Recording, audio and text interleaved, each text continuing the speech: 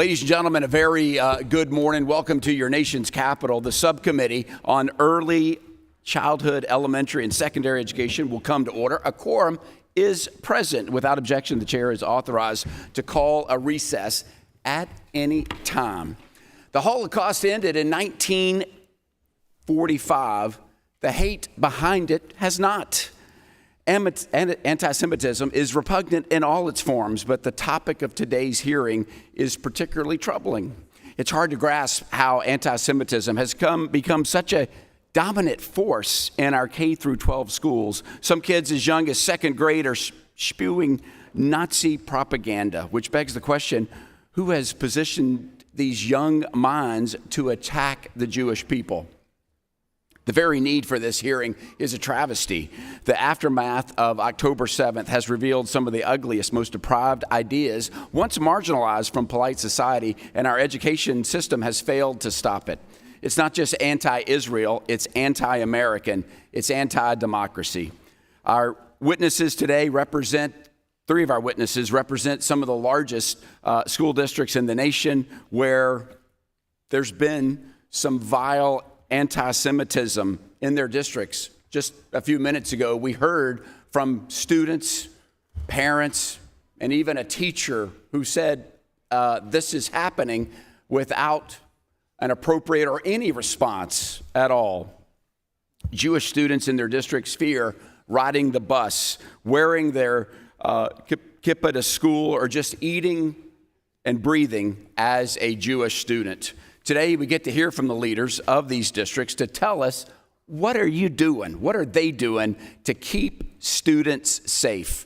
New York City, and I just met Mr. Banks, is the home to the largest, most vibrant Jewish community in the nation. So the stories coming out of the New York City public schools are harrowing. Reports that we have surfaced that students marched through the halls, disrupting class, chanting, "Kill the Jews." One student was caught on a security camera appearing as Hitler and performing a Nazi salute. 3 swastikas were drawn on teachers' walls in 1 week. Anti-Semitism has occurred within Montgomery County public schools, and it hits close to home. It's just 15 miles from here. MCPS schools have been home to student walkouts featuring calls to kill the Jews, bring Hitler back, and what's worse, the administrators approved excused absences for the walkouts in violation of district policy. And finally, Berkeley Unified School District was thrust into the national spotlight in perhaps the most public fashion of the group. The allegations are most serious. While not exhaustive, the details of the piece includes kids playing Nazi salute songs to their Jewish classmates, chants of "Kill Israel" and KKK, and telling Jews to pick up pennies. In light of these reports, I'll tell you what my question is going to be to our witnesses. What are you doing to keep students safe? And how can we stop this? How can we stop this? You've been accused of doing nothing and turning a blind eye.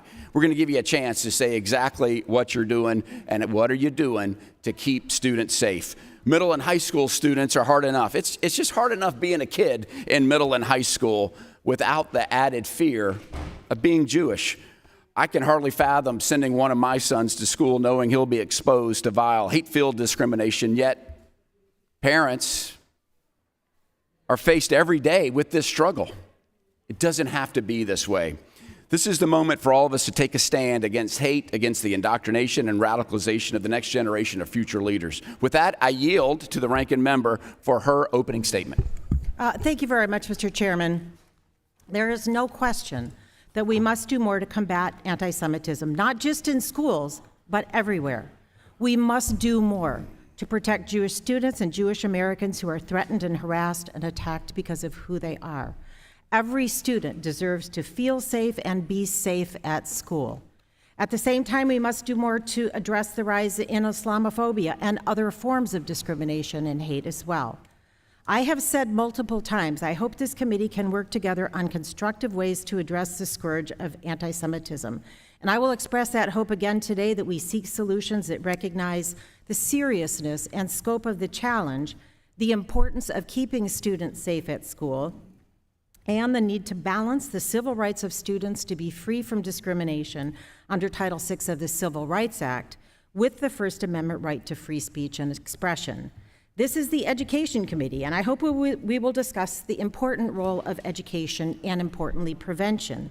In fact, at the top of the list on the Biden administration's U.S. national strategy to combat anti-Semitism is to increase school-based education about anti-Semitism, including the Holocaust and Jewish American heritage. Anti-Semitism is not a new problem. The ADL, the Anti-Defamation League, has been working on it for decades, and in fact, they even have a Center for Anti-Semitism Research. AJC, the American Jewish Committee, has an action plan with a toolkit for public school administrators. Lesson plans and other teaching materials are widely available through organizations like the U.S. Holocaust Memorial Museum. Like New York and several other states, my home state of Oregon requires Holocaust and genocide studies with age-appropriate curriculum available.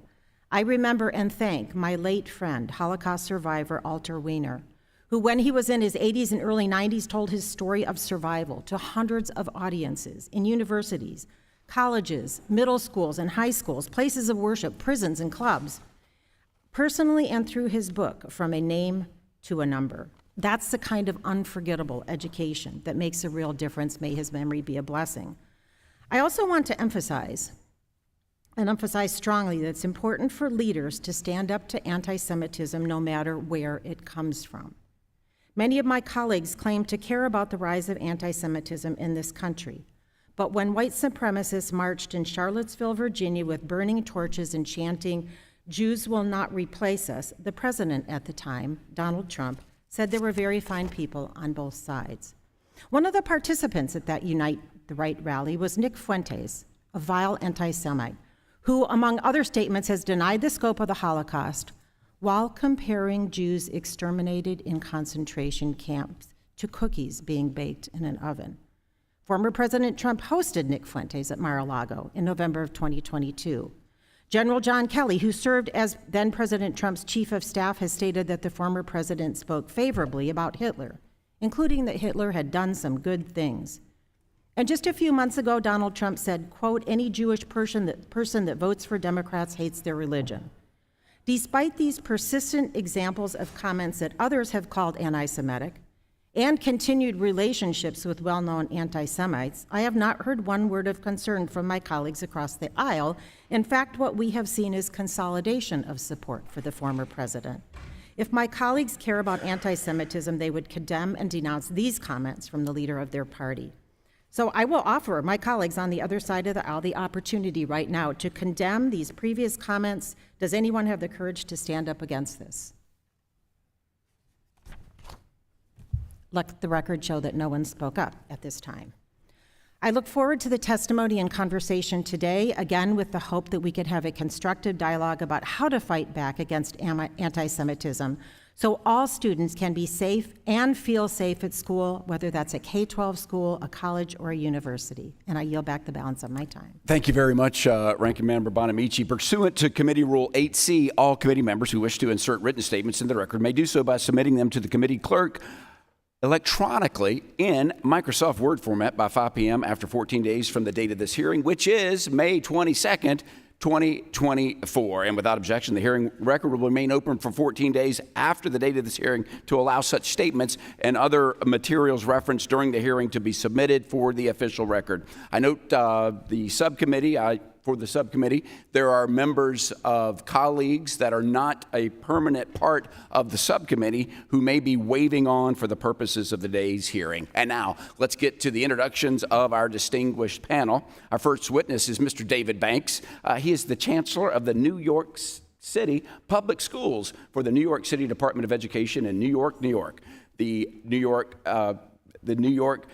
City Public Schools is the largest system in the nation. He was appointed by Mayor Eric Adams on January 1st, 2022, but he started his career as a school safety officer, after which he began his first teaching job at PS Public School 167. Chancellor Banks serves as an assistant principal at PS 191 before becoming a founding principal at the Bronx School for Law, Government, and Justice. He is a native New Yorker and graduate of the New York City Public School System. He holds a bachelor's degree from Rutgers University and earned his JD from St. John's University of Law.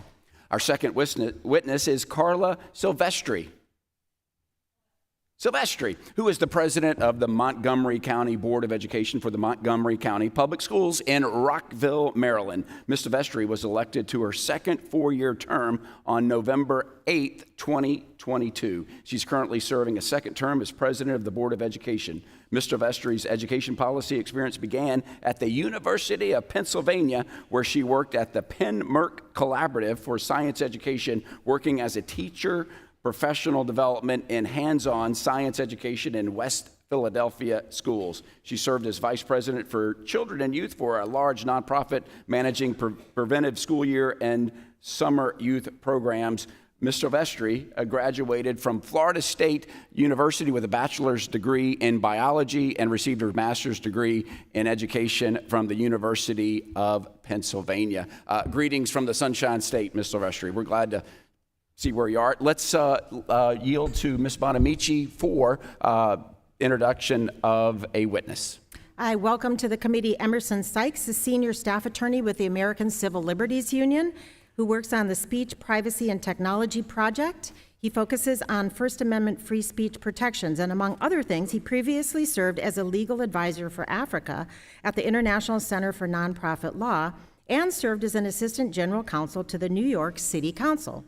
Mr. Sykes holds a bachelor's degree in political science from Stanford University, a master's in public affairs from the Princeton School of Public and International Affairs, and a Juris Doctor from the New York University School of Law. Welcome to the committee, Mr. Sykes. And our final witness is Ms. Anikia Ford Morthel.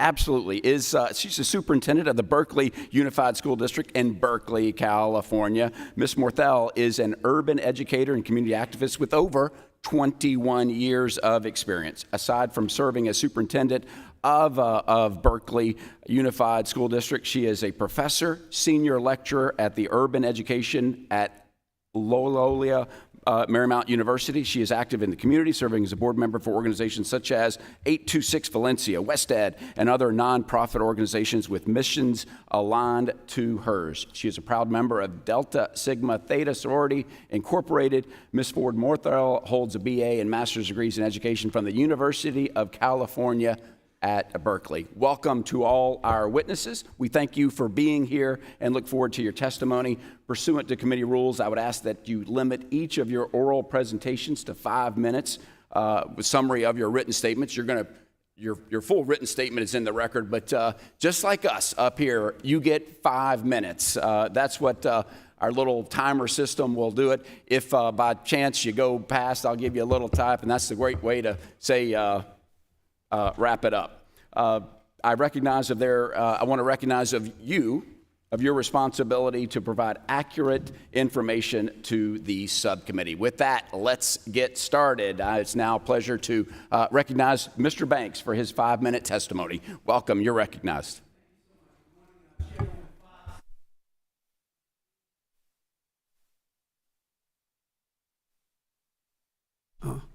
Okay, hope I didn't lose my time. Thank you so much again. Good morning, Chairwoman Fox, Chairman Bean, Ranking Member Scott, Ranking Member Bonamici, and distinguished members of the committee and subcommittee. Thank you for inviting me to address the horrific rise in anti-Semitism, the #1 religious-based hate crime in America. I also want to thank Devorah Halberstam, Rabbi Joseph Potasnik, Michael Cohen, and Reverend Jacques DeGraff for joining me here today. Today, I will share how we are confronting the scourge of anti-Semitism in our New York City public schools. The New York City school system, which is our nation's largest, is a community of over 1 million students and staff. We speak over 180 different languages in our schools. Our diversity, however, means that our classrooms are not insulated from the global stage. Since October 7th, our students and staff, Jewish and Muslim, Israeli and Palestinian, have suffered immensely. I, too, have felt deep pain, reflecting on my own 2 trips to Israel with the Jewish Community Relations Council. Again and again, my mind has returned to my visit to Yad Vashem, a profoundly moving experience for me. In the immediate aftermath of October 7th, New York City Mayor Eric Adams made very powerful remarks condemning the terror attacks.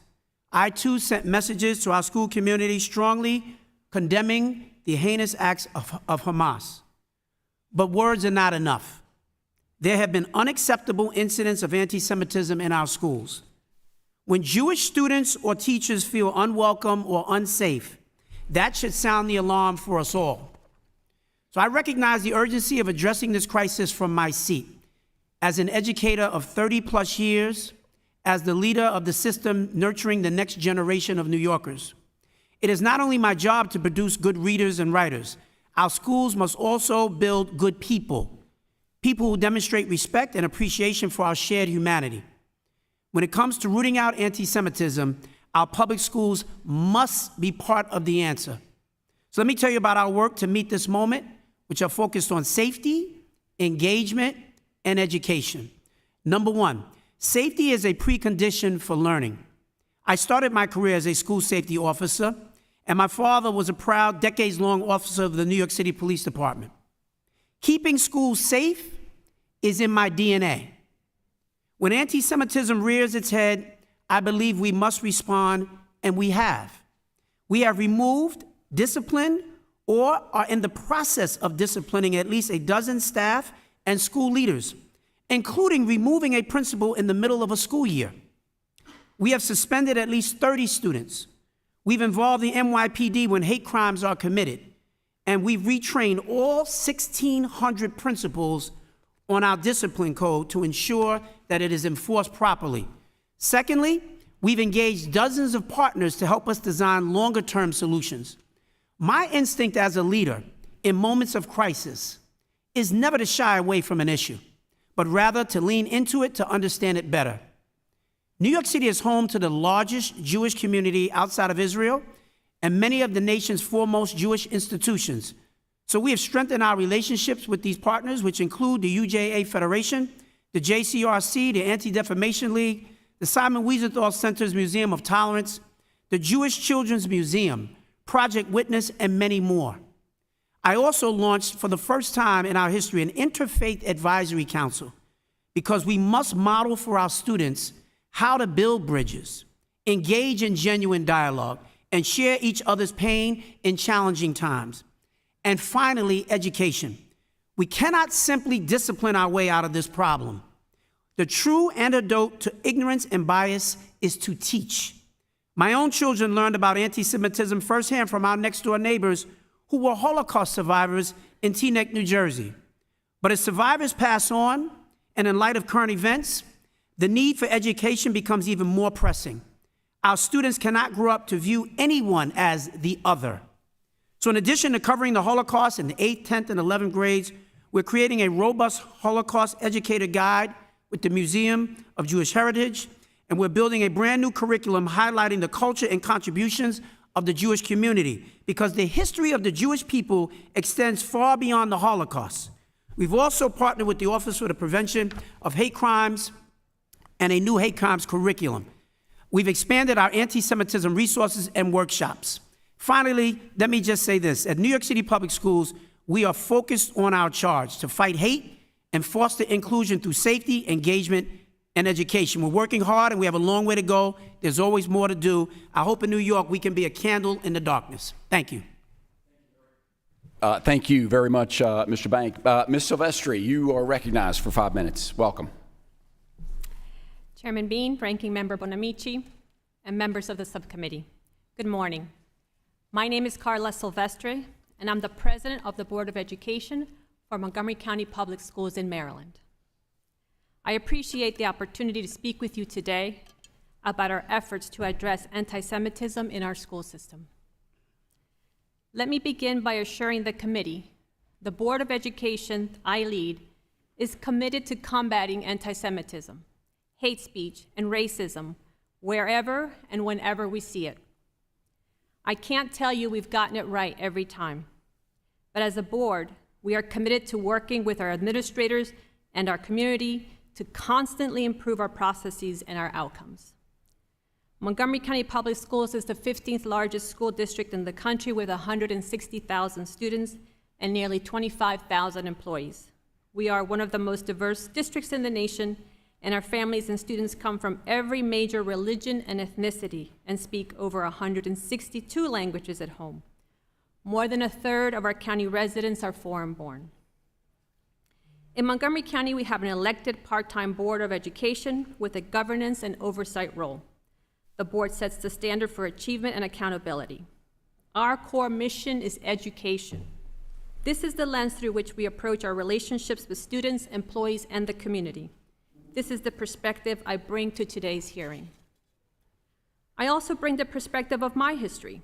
When I was just 8, I came to this country to escape the violence stemming from Guatemala's civil war.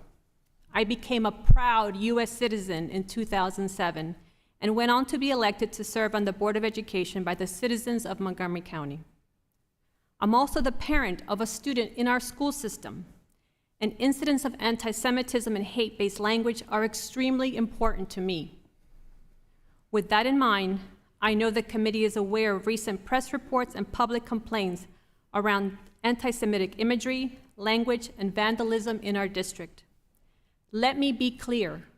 We do not shy away from imposing consequences for hate-based behavior, including anti-Semitism. Our policy is to initiate an investigation each time the school system receives a complaint or we witness particular anti-Semitic, hate-filled, or racist language or actions. There are a range of consequences for teachers and staff, and if our investigation finds a staff member cannot uphold the employee code of conduct and support a safe learning environment for all students, they will not remain in Montgomery County Public Schools. Student discipline follows the student code of conduct and students' rights and responsibilities. We are taking affirmative steps to address anti-Semitism and other forms of hate. First, in the past year, we revised policies and procedures to strengthen our response to anti-Semitism, hate, and racist behavior. Second, we have put in place a clear reporting process and training for school leaders and staff. We are empowering students and families to report incidents of harassment so that we can take action. Third, we're working to prevent anti-Semitic incidents from happening in the first place through education. We enhance the curriculum throughout K-12 to expand on topics related to the Jewish experience. Fourth, we are strengthening our relationships and partnerships with our community. We participated in listening sessions in synagogues, and this year, 12 community organizations joined us to form a hate bias advisory group to support our collective effort to address hate-based speech and incidents, including anti-Semitism. Fifth, starting this summer, we will have mandatory hate-based training for all staff. In closing, anti-Semitism has no place in Montgomery County Public Schools. The suffering caused by anti-Semitism, hate, and racism interferes with students' learning and well-being. I want to do everything in my power to make sure all students can pursue their education without worrying about anti-Semitic, racist, or hate-filled threats. We will continue to evaluate our policies and our actions to ensure all students and families, every single one of them, feel safe, valued, and welcome in our school system. I welcome the opportunity to continue this important discussion. Thank you. Thank you very much, Ms. Silvestri. Well done. Mr. Sykes, welcome to the committee. You are recognized. Thank you. Chairwoman Fox, Ranking Member Scott, Subcommittee Chair Bean, Subcommittee Ranking Member Bonamici, and members of the subcommittee. On behalf of the ACLU, thank you for the privilege of testifying today. I want to start by acknowledging that today's topic, confronting anti-Semitism, is a gravely important one. By many accounts, anti-Semitic incidents have been more common in recent years, and Jewish colleagues and friends have been struggling. I'm close with a law school dean and a New York City public high school principal, both Jewish, who understand full well the impact of anti-Semitism. But these Jewish school leaders are themselves being accused of anti-Semitism, or at least failing to do enough to stop anti-Semitism in their school communities. They are truly in unenviable positions. These are deeply complicated and confusing times. But I've been invited here not to opine on anti-Semitism, nor to condemn or defend my fellow witnesses. Rather, I'd like to use my time to make 3 key points. First, I'll briefly describe the First Amendment and its key principles. Second, I'll describe how the First Amendment applies in schools. Third, I'll suggest more productive ways to deal with controversial speech. The text of the First Amendment is short, so I'll just read it. Congress shall make no law respecting an establishment of religion, or prohibiting the free exercise thereof, or abridging the freedom of speech, or of the press, or of the right of the people peaceably to assemble and to petition the government for a redress of grievances. As you no doubt noticed, the very first word of the First Amendment is Congress. You all are the stars of the show. The First Amendment is primarily about restricting the government's authority related to 5 related freedoms: religion, speech, the press, assembly, and the right to petition. Without government action, the First Amendment does not apply. This is why the First Amendment applies in public schools, but generally not in private ones. Bert Newborn, a legendary figure at the ACLU, has described the poetry behind the ordering of the 5 freedoms protected by the First Amendment. First, the government cannot regulate your religion. That is, what you believe, your thoughts, your ideas, and your faith. Second, the government cannot abridge the freedom of speech. Now you've gone from having an idea to communicating that idea to others around you. Third, the government cannot abridge the freedom of the press. Now you've gone from an idea to speaking that idea to those who are within earshot, to using the press, which really means publishing or otherwise disseminating ideas to a wider audience. Fourth is the right of the people peaceably to assemble. Now you're not just thinking something or saying something or writing and publishing something. Now you're gathering and mobilizing people around this idea because people like to feel solidarity and share physical and digital space. Fifth is the right to petition the government. This means that you have the right not only to have an idea, not only to speak that idea or to publish that idea, and not only to galvanize people around this idea, but you have the right to bring that idea to the seat of power, to redress grievances. The First Amendment, looking closely at the text, can be read as facilitating the journey from an idea to a movement. But notwithstanding the strong protections of the First Amendment, not all speech is protected. True threats, fighting words, incitement, and obscenity are categories of unprotected speech that we allow the government more leeway in regulating. So what does all this mean in the K-12 context? The Supreme Court has famously said that students and teachers do not lose their First Amendment rights at the schoolhouse gate. But the court has also recognized that public schools necessarily have more authority to regulate speech at school than the government would normally have in other contexts. The government can regulate official school content like curriculum as long as its decisions are reasonably related to a legitimate educational purpose. But authorities may punish student speech only if it will lead to substantial disruption within the school environment. Outside school, student speech is fully protected by the First Amendment. The First Amendment also protects the right to access information, including students' right to access information through school library shelves. Despite this, school board officials, lawmakers, and others across the country have recently stepped up efforts to ban books from circulation in libraries. Government employees at work are generally not protected by the First Amendment, but teachers do maintain their First Amendment rights when they are outside of school, just like students. Parents also have an important role to play in K-12 schools. Families may have the right to opt their child out of select teachings, but no family has the right to control what all children are allowed to learn, including content about racism, sexuality, and gender expression. Finally, I hope we can remember that when exposed to more speech and more information, we can and do change our minds. I submit that between throwing up our hands and saying there's nothing we can do to address controversial speech and excommunicating people because of what they have said or thought are all the good ideas for how schools and communities can heal and grow together. I really appreciate the opportunity to speak with you today. Thank you very much, Mr. Sykes. And Ms. Ford Morthell, you are recognized. Welcome to the committee. Thank you. Chairman Bean, Ranking Member Bonamici, and members of the subcommittee, thank you for asking me to participate in this critical conversation about anti-Semitism in K-12 schools. I hope to share the ongoing work we are doing in Berkeley Unified to oppose anti-Semitism, Islamophobia, and all forms of hate, and to provide every student safe, welcoming, and humanizing classrooms during these challenging times. My name is Enikia Ford Morthell, and I'm the superintendent of Berkeley Unified School District. I am honored to be the steward of the district's powerful mission to enable and inspire our diverse student body to achieve academic excellence and make positive contributions to the world. I grew up in Inglewood, California, and witnessed how naturally brilliant and curious Black and brown children, thirsty for engagement, were trapped by narratives that left them misunderstood and often ignored. These experiences formed the roots of my belief that schools must nurture the heart, soul, purpose, and intellect of each child. In Berkeley Unified, we work to ensure that each and every child is seen, valued, and educated. We embrace this work every day, and it's what called me to do this work in this district. Berkeley is a small, diverse urban school district serving around 9,100 students in our 11 elementary schools, 3 middle schools, and 2 high schools. Many know that I often describe our students as our babies. As young as 4, they are all someone's baby, their most prized creation. It is a privilege and an awesome responsibility to serve them. Public schools reflect the values and aspirations of their local communities. Berkeley is no different. Our history of activism, social justice, diversity, and inclusion is alive and well today. And we recognize the need to teach students to express themselves with respect and compassion.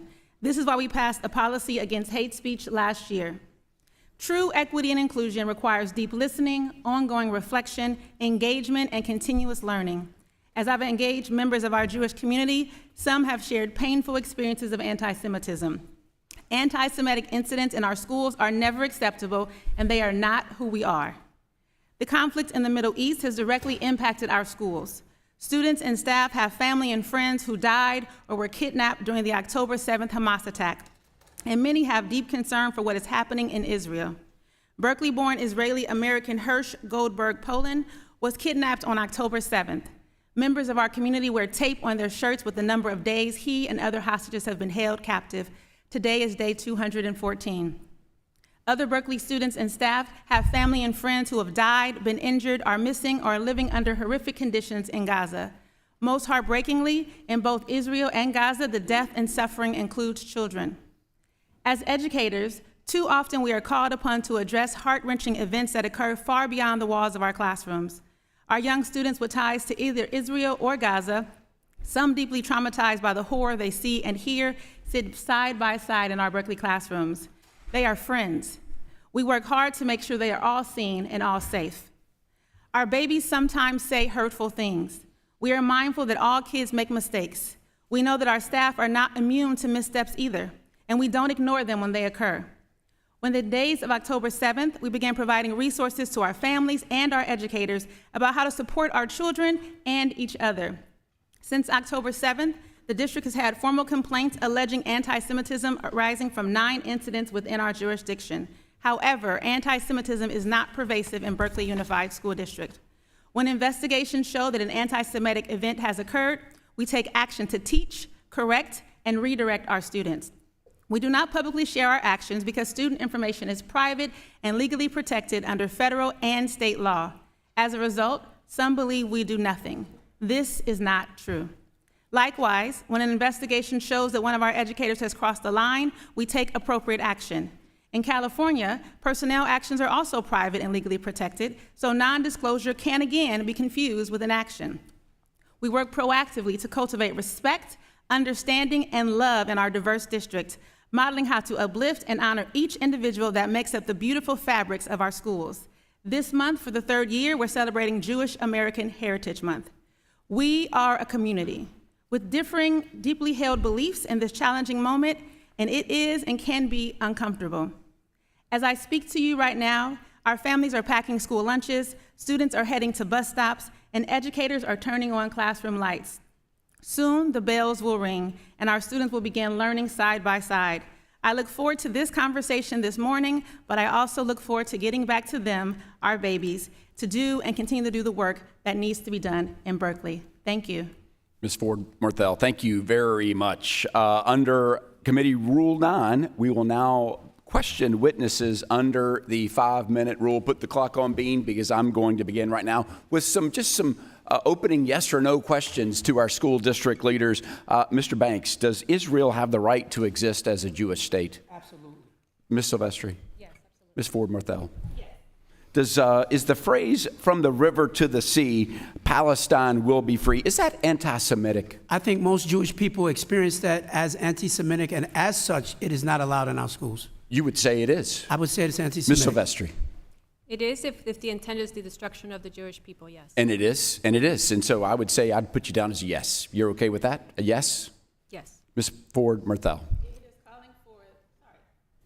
It's a yes or, you can just go yes or no. It What's- is if it is calling for the elimination of the Jewish people in Israel. And I will also say that I recognize that it does have different meaning to different members of I'm our going to go community. yes. I'll put you down yes. I got a boogie because 5 minutes goes by so fast.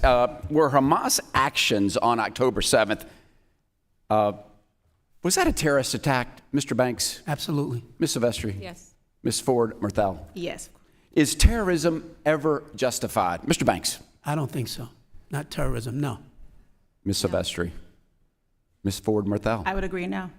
Congratulations. Y'all all have, y'all from Florida, y'all have all done a remarkable job testifying, but just like some college presidents before you that sat in the very same seats, they also, in many instances, said the right thing, but then we watched the TV monitors, and America watched the monitors of their campuses on fire with hatred, really reversing everything they said that they're protecting students, and when they were really not.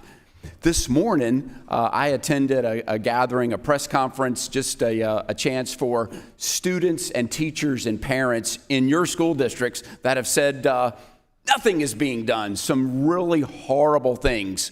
We've gotten reports in your school districts across America over 246 very vile anti-Semitic acts that have happened. So, Mr. Banks. Sure. What are you doing with teachers? Teachers that are teaching hate. Have you fired any? Have you gotten rid of any? What are your actions say that you? Because you're a man that has his basis in school safety, and you've said that earlier. Absolutely. But have you fired teachers Yeah, that are and teaching this? Anyone that would suggest, I can't speak for my colleagues, but anyone who would suggest that we haven't done anything, that is certainly not correct. We have done quite a bit. Again, you have to remember, this is a very large system. And when incidents arise, we investigate every single one of them. We take them very, very seriously. We have taken a wide range of disciplinary actions on all of these issues. And so, Have students been fired, expelled? we don't fire students. Yeah, I stand corrected. But we have given appropriate discipline. I said in my opening testimony, wide range of students who have been suspended from school. We have taken action against employees. We have terminated people as well. You have terminated people. Oh, absolutely. Mr. Banks, thank you so much. Ms. Silvestri, I met with one of your students this morning who, it's one thing, bullies exist, but this student has said, but for being Jewish, why I was suffered physical harm. Have you expelled students and teachers? In terms of speaking first about teachers, we have taken action in some cases. We put them. You've gotten rid of teachers. You said, they don't belong in Montgomery County schools. You're teaching hatred, and we're going to get rid of you. Has that happened? We have taken disciplinary action, yes. Have you fired anybody? No. So you allow them to continue to teach hate. One of the people in this at this meeting I gathered was one of your teachers who is Jewish, who is scared for her life and has suffered greatly because she is reporting anti-Semitism on your campus in one of your schools, yet she's the one that's suffering. Are you aware of this? I don't have all the details of that case, but retaliation against teachers is not acceptable in our school district. So you haven't fired anybody. Do you think people need to be fired if they're teaching hatred and letting people? Absolutely. As a part of our process, the teachers that have been disciplined know that if this happens ever again, there will be deeper consequences up to and including termination. You're going to have to face these people, and I'm telling you, they're fired up, and they have stories that are heartbreaking. It's hard enough to go to school as a kid without suffering. It's just a shame, and I think we're better than this as a nation. It's time to all stand together. I've got so many questions, and I will now yield to Ranking Member Bonamici for 5 minutes. Thank you very much, Chairman. Thank you to the witnesses. As I stated in my opening statement, there's a need to balance the civil rights of students to be free from discrimination under Title VI of the Civil Rights Act with the First Amendment right to free speech and expression. I want to reiterate that we must stand together against anti-Semitism and do more to combat the harassment of Jewish students. And first and foremost, we must support the Department of Education's Office of Civil Rights. OCR is the primary office for investigating and intervening in Title VI violations, and that's true both in K-12 schools and on college campuses. But OCR continues to investigate a record number of incidences of discrimination and hate, receiving more than 19,000 complaints in 2023. 2024, the office has already seen about a 26% increase in complaints. Now, despite those challenges in increasing cases, OCR has only half the staff that it had when it was established 45 years ago. So half the staff, but an increase in the significant increase in the number of cases. So there's no question that more resources are needed to hire additional staff and increase the capacity of the office to fulfill its mission. Unfortunately, the Appropriations Committee majority has proposed a 25% cut to the program for fiscal year 2024. We can't cut a program when there's increased need and there's already only half the staff it had 45 years ago. Well, thankfully, this cut was not enacted, but as other members of this committee would agree, maintaining funding at the current level is still not enough, given the volume of discriminatory instances in our nation's schools. So I'm going to start with a question for Chancellor Banks. Yes. What steps has your school system taken to address anti-Semitism proactively before it becomes a problem? For example, can you tell us more about your Meeting the Moment plan and the ways it addresses safety, education, and engagement? Yeah, so first of all, as we talk about safety, because we really start with that, and that is reinforced by the fact that we take action in every single one of these cases. Whenever an issue is brought to our attention, I can't state that I can prevent every incident from ever happening, but our role as leaders are to make sure that once it is brought to our attention, that we respond in an appropriate fashion, and that is what we have been doing. Since this time, we've had 281 incidents since October 7th. Approximately 42% were anti-Semitic and 30% were Islamophobic. And so this is an issue that ranges on both sides. We take every single one of those very, very seriously. We investigate, and then we initiate the appropriate level of conduct. I've got this is our student code of conduct. It's a more than 40-plus page document that's been developed over many, many years. We certainly would seek to enter this into evidence or put this on the record for this committee. But I ask that be admitted into the record. Without objection. Thank you. And so there are a wide range of disciplinary processes that we take place. But we also have to follow a process of due process. Our teachers are represented by unions. They have rights, and we engage them in that process. Thank you. And I do want to get to the other witnesses, Sure. but thank you so much. And I know you've all expressed a desire to work with outside groups to address anti-Semitism in your school district. So both Ms. Silvestre and Ms. Ford-Morthel, what is your approach? How do you anticipate that it will help prevent issues and instances of anti-Semitism? If we start with Ms. Silvestre and then Ms. Ford-Morthel. Our partnerships with our community organizations bring expertise, cultural expertise that maybe some of our school leaders do not have. And so they help enhance the work that we do with our, in this case, a hate bias action plan. We have 12 different community groups from various perspectives to help us get it right. We want to get it right, and these community groups will help us do that. Thank you. And Ms. Ford-Morthel.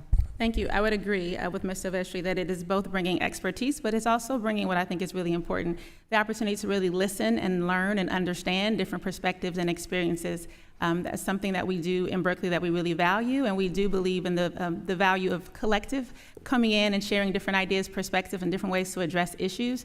And so we truly believe that not just the expertise and sharing of experiences, but the collaboration and bringing together of different minds and hearts will lead us to the best ways to address it. I'm almost out of time, but in my remaining 35 seconds, Mr. Sykes, if you could just summarize what is the interplay between Title VI of the Civil Rights Act and the First Amendment in schools?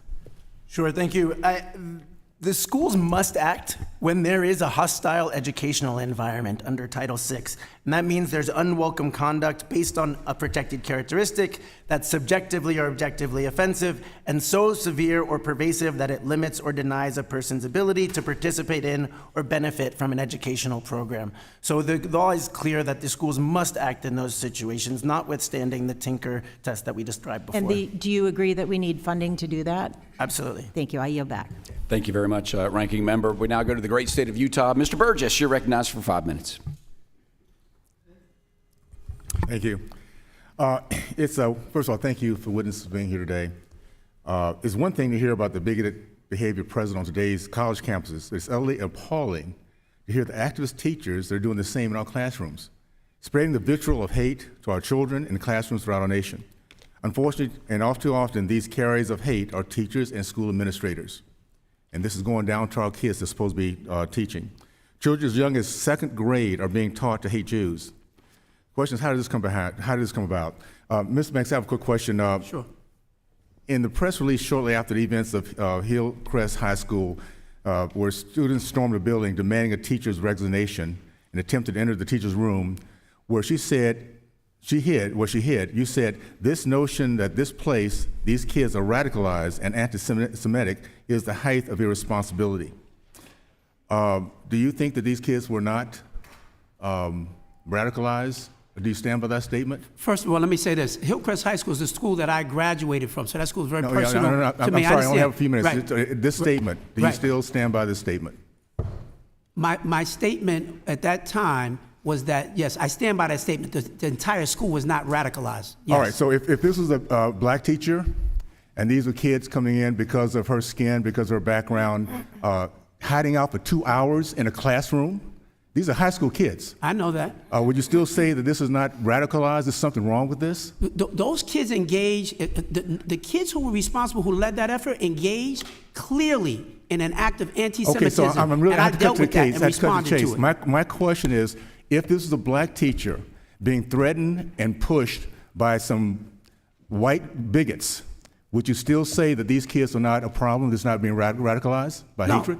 If it was a black teacher that was being targeted, absolutely unacceptable, and this was unacceptable. Okay, we so let me ask you this: action, were there including any? removing the principal of the school. I'm sorry. Were there any consequences? I mean, I'm hearing nice words, really nice words here: teaching, redirecting, directing. What I'm missing is discipline, and I'm missing the word fired.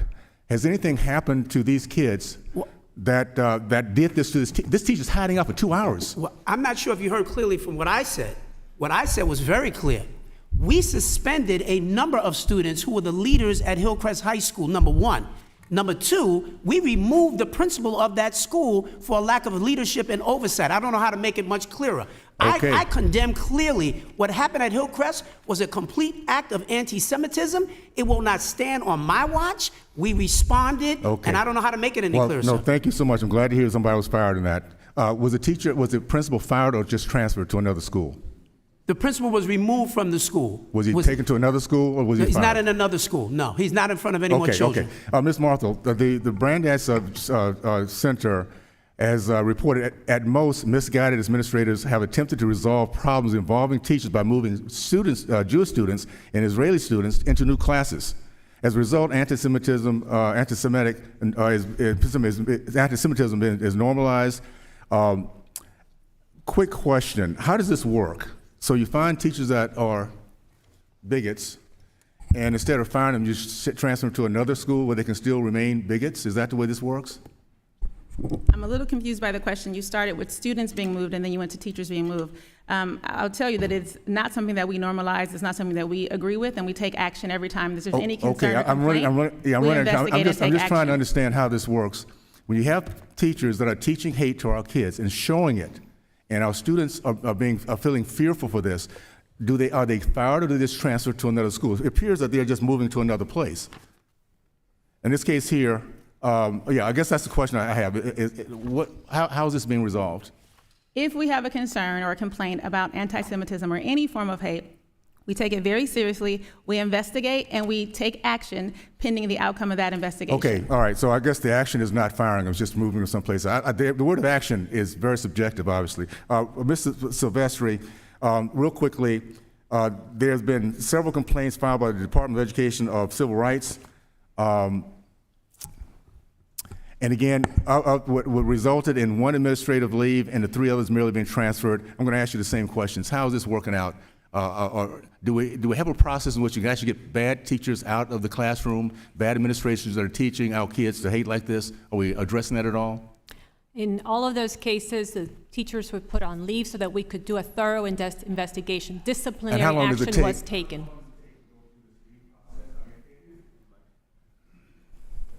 I guess I'm just concerned. We want results. We want discipline. We see what's happening to our kids, and we've not taken out the cancer, which these teachers coming in, administrators, that's pushing down their hate. Every day in these classrooms is a bad day for our kids. So are we getting rid of any of these people? Or just taking action, other actions? Disciplinary action has been taken on all of those cases. Okay, and but they're not being fired.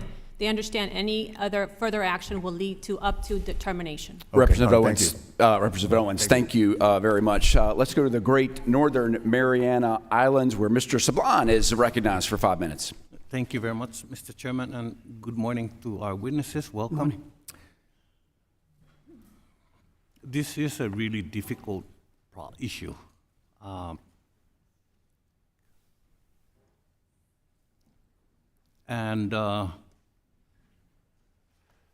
It's an issue difficult for me also because it has happened in my district in the past, but in my observation, and I visit schools very frequently on almost every trip I take home, I don't see that existing in our schools, and there is a diversity of different ethnicities, different people.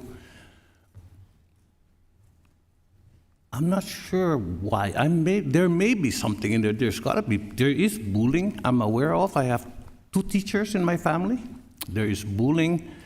I'm not sure about anti-Semitism or Islamophobia. There must be, but it's not obvious. So but I need to ask a question of Mr. Sykes for starters. May I, sir? As you know, institutions that are owned or acting on behalf of the government, the state, such as K-12 schools, must respect constitutional free speech of individuals, but that does not mean that such schools must allow their campuses to become institutions where hate speech is pervasive. So, given the First Amendment speech protections, how can a public school work to make its campus a welcome space to all students in the face of incidents of hate speech of any kind on campus generally? Thank you. As the only non-educator on the panel, I'll do my best to answer, but I think the work of creating an inclusive environment where students feel free to express themselves and to learn and grow happens long before any of these particular incidents. I think it's a part of establishing a school community that is accepting and welcoming. As I said, we at the ACLU believe strongly in the importance of protecting the free speech rights of students, of teachers, and of parents, but those are not unlimited. And as I mentioned, Title VI says that the schools must act when there's a hostile educational environment. If I can just respond to the previous questions, it doesn't say that someone must be fired. I think we need to think a little bit more creatively about how we can respond to anti-Semitism and root out this idea. I don't want anyone fired, sir. Firing may be appropriate in certain circumstances, but I think we need to think about how we can address anti-Semitism, change hearts and minds, make children safe without only looking to the most punitive tool in our toolbox. Thank you. I yield my remaining time to Ms. Manning. Thank you. I yield. Thank you, Mr. Sablan. First, I want to thank you all for your testimony and your condemnation of anti-Semitism and the steps you are taking. As we all know, we are facing a particularly difficult time for Jewish students and their parents. I've talked with Jewish students in my district who are experiencing anti-Semitism in North Carolina. This is traumatizing kids. It's distressing parents, it's putting pressure on teachers and principals and superintendents. And I feel strongly that this can be a powerful teaching moment. This is the time when schools should do what we expect them to do. They should teach. They should teach the facts, they should teach understanding, they should teach empathy, and they should teach critical thinking skills. Yet many teachers are struggling to figure out how to handle the different kinds of anti-Semitism that's going on, not only to teach the Holocaust, but also in discussing what's going on in the Middle East.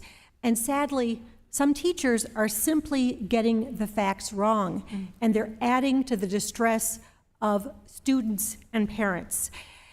So I'd like to start, and I'm gonna have to pick up when my time picks up later.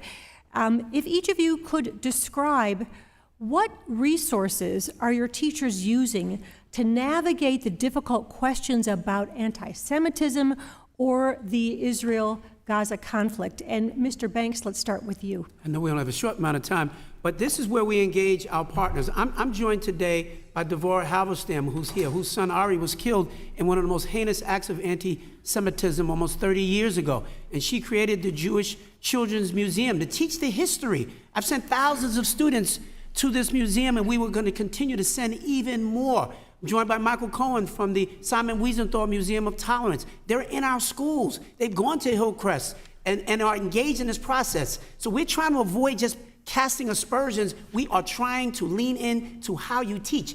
That's how you will solve for anti-Semitism. Thank you. This time has expired. I'll be back later. Thank you so much. Let's go to the great state of Michigan, where Representative McLean is recognized for 5 minutes. Thank you, Mr. Chair. And I just have to make one comment, Mr. Sykes. Therein lies the problem. Your ability to tolerate this behavior is completely unacceptable. And sometimes you do need to use the stick because disincentives work. So with that, I was just appalled by that answer. But at any rate, Mr. Banks, I appreciate your passion. I love it. It is so refreshing to see. I'm going to ask a couple questions. I think they're really simple. But then I want to move to outcomes and what we can do to actually make change, because I think you said something very insightful. We need to get to the root of the problem and change the curriculum and change how we teach, right? So I'm assuming you're going to agree with me, but let me just, death to Israel, is that anti-Semitic? Of course it is. Of course. Kill the Jews, anti-Semitic? Absolutely. Absolutely. Drawing swastikas or mimicking, is that anti-Semitic? Absolutely. I mean, hate of crime course. in New York, yes. Of course. All of these activities are anti-Semitic. Vandalism of school property, right? Rioting, we agree on that, right? And we talk about taking action, right? And action is a vague term. So let's move from actions to outcomes, because sometimes when we take action, we don't get the desired outcome we appreciate or we want, Sure. right? So let's take a look at what actions you have taken and what has been the result of reducing the anti-Semitism in your schools. Let me give you an example. An example of what was raised was Hillcrest High School, very passionately brought up. My alma mater that I went to, where a Jewish teacher was targeted in a frightening episode. Mm-hmm. We didn't accept that. We pushed back on that tremendously. So can you give me an example of pushback? Because to me, pushback is that those people are dealt with swiftly. But what's your definition of pushback?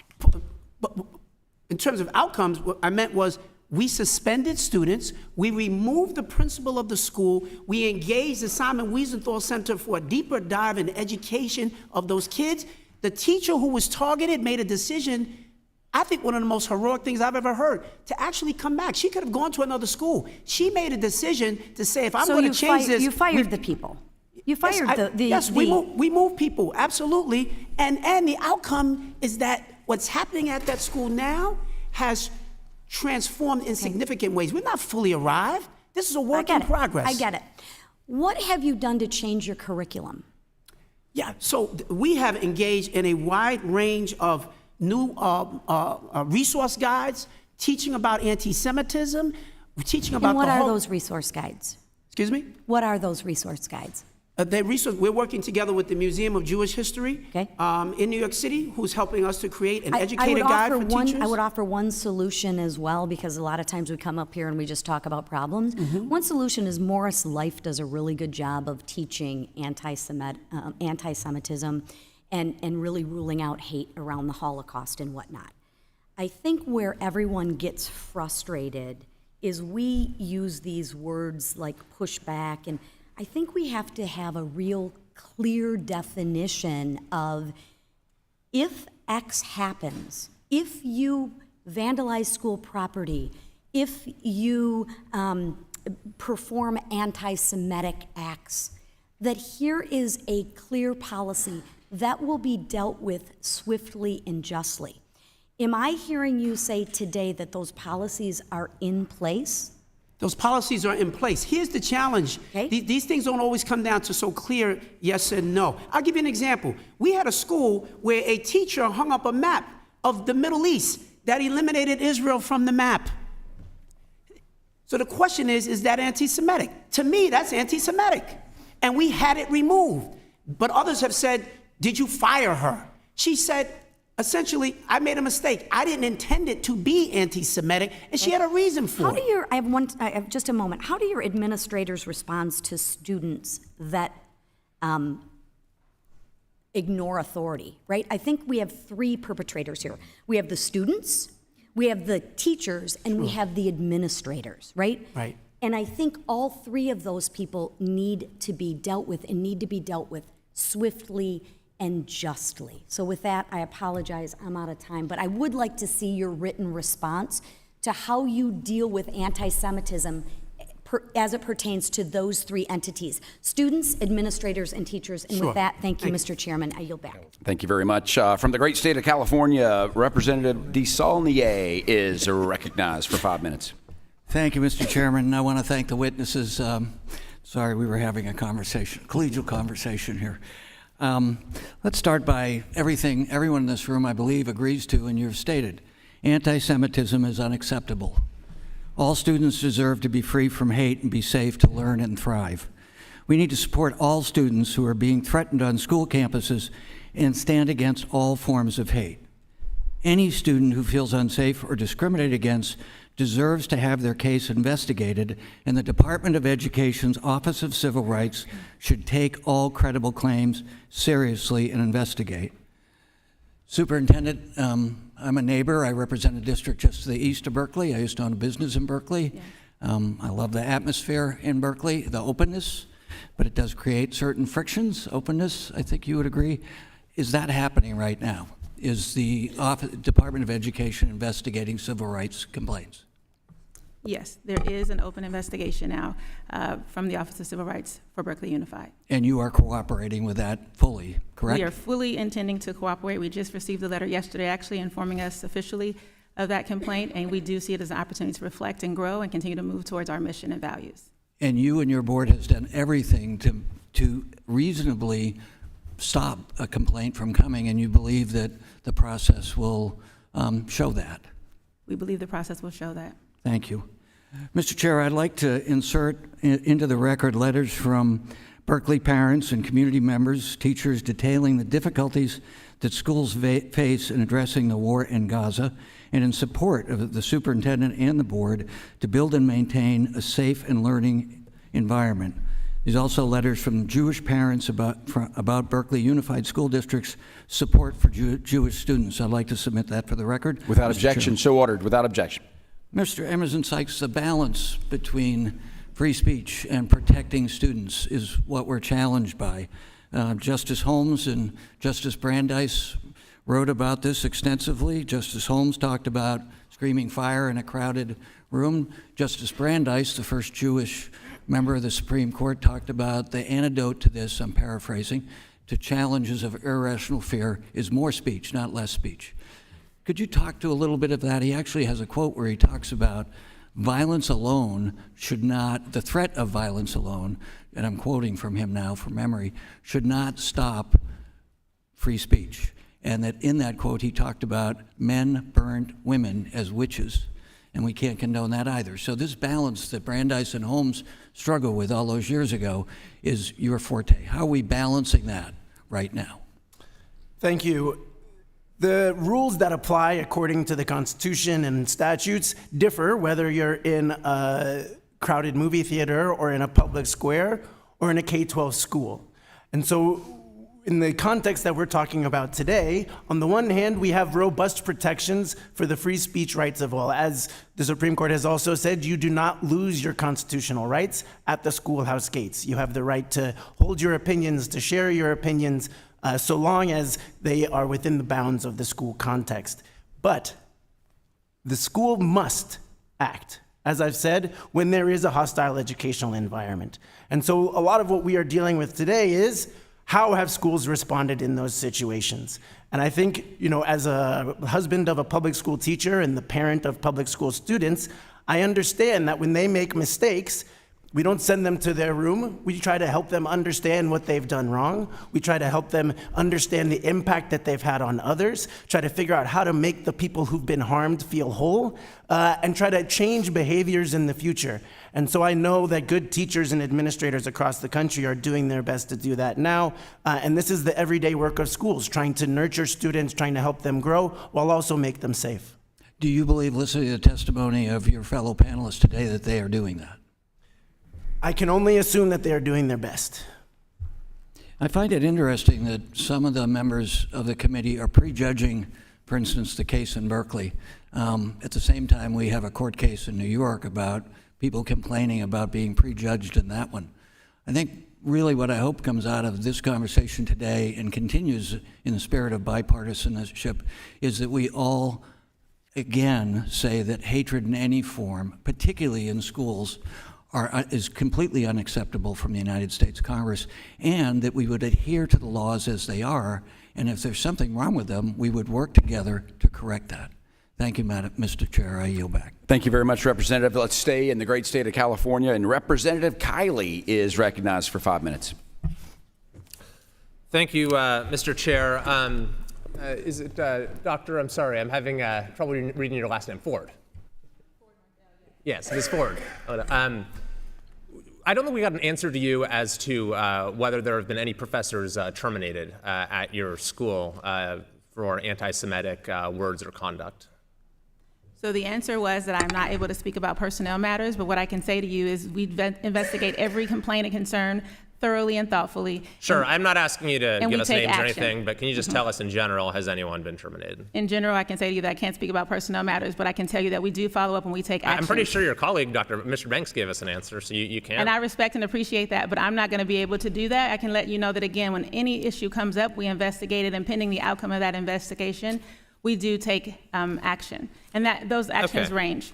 Thank you. You gave us a statement in your testimony where you said that any suggestion or assertion that anti-Semitism is pervasive in BUSD, that is at your district, is false. However, the Brandeis Center and the Anti-Defamation League have, as we've mentioned, filed a complaint. And for the sake of brevity, I'll read from their release, summarizing what's in it. It says, incidents include students repeatedly hearing anti-Semitic comments in classrooms and hallways, such as kill the Jews, non-Jewish students asking Jewish students what their number is, referring to numbers tattooed on Jews during the Holocaust, and Jewish students being derided for their physical appearance and demonized as evil. Students have also had to endure anti-Semitic teacher rants in class activities, teacher-promoted walkouts and praise Hamas, and even a second-grade teacher leading a classroom activity where children were writing "Stop Bombing Babies" on sticky notes to display in the building. Jewish students report being worried about mob violence, including being jumped at school. Many have said they removed their Stars of David and no longer wear Jewish camp t-shirts, and that they're learning to keep their heads down, hide their Judaism,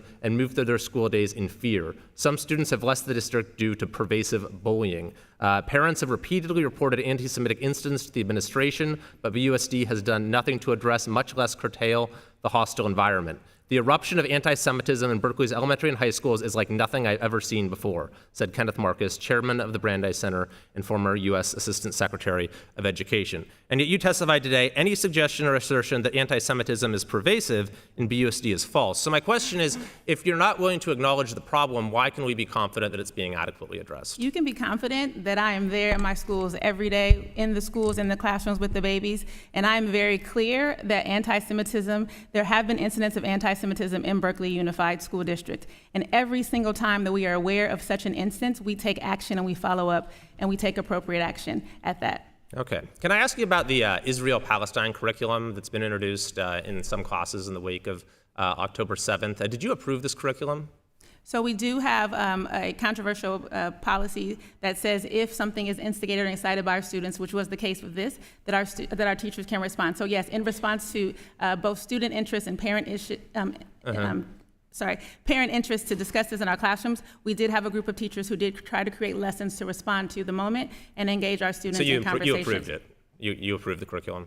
Our teachers did create it, Okay. yes. And so like one of the slides in this curriculum said, for some Palestinians, from the river to the sea is a call for freedom and peace. It then cited as support a quote from Congresswoman Tlaib, who was censured by this body in a bipartisan vote. Do you think that's an appropriate thing to have on a slide for students? What was on the slide again? Say it again, please. It I'm said, sorry. for some Palestinians, from the river to the sea is a call for freedom and peace. Do you think that's appropriate?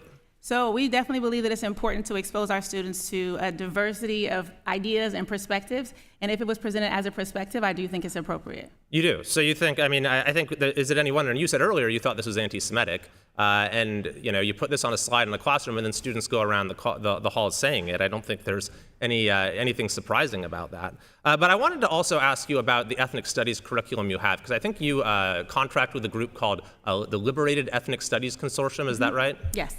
So this consortium, as I understand it, grew out of the initial working group to form California's model ethnic studies curriculum. And the original version of that was universally condemned as anti-Semitic. 14 members of the legislature, all Democrats, said it is difficult to fathom why the state of California would want to actively promote a narrative about Jews that echoes the propaganda of the Nazi regime.